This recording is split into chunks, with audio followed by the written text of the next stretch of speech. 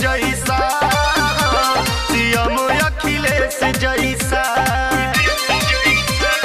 पूरा पूरा दिया है गरीबों को पैसा, सीएम अखिलेश जैसा, सीएम अखिलेश जैसा। अखिलेश यादव जिंदाबाद जिंदाबाद जिंदाबाद, समाजवादी पार्टी जिंदाबाद जिंदाबाद जिंदाबाद।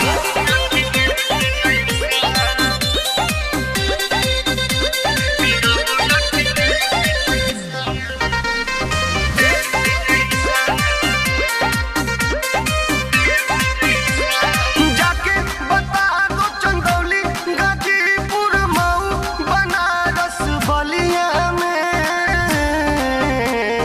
यूपी के घरे घरे जाके वो सबके बता के, शहर गाँव गलिया में। जाके बता दो चंदौली, गाजीपुर, मऊ, बनारस, बलिया में,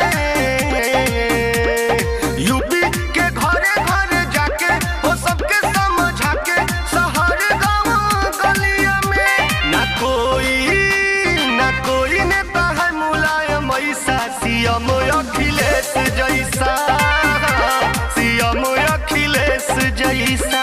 समाजवादी पार्टी जिंदाबाद जिंदाबाद जिंदाबाद, अखिलेश यादव जिंदाबाद जिंदाबाद जिंदाबाद।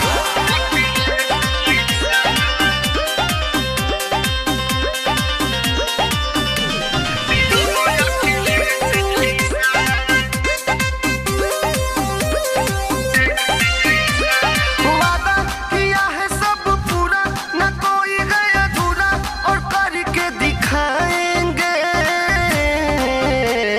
फिर से बेहाल यूपी में होगा, वो शहर में खुशहाली लाएंगे।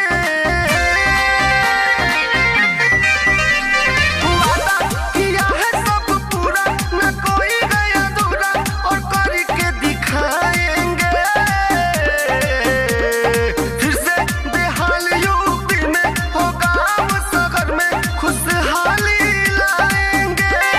काम किया है, करेंगे कुछ ऐसा, सीएम अखिलेश जैसा, सीएम अखिलेश जैसा। कोई होगा ना हुआ है कोई ऐसा, सीएम अखिलेश जैसा, सीएम अखिलेश जैसा। अखिलेश यादव जिंदाबाद जिंदाबाद जिंदाबाद, समाजवादी पार्टी जिंदाबाद जिंदाबाद जिंदाबाद।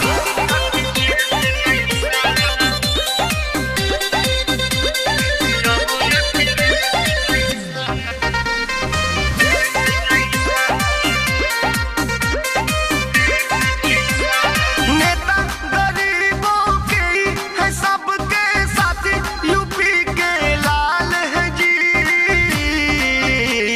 वादा के पक्का है भैया, कहत बाकी वाकन, बड़ा बेमिसाल है जी।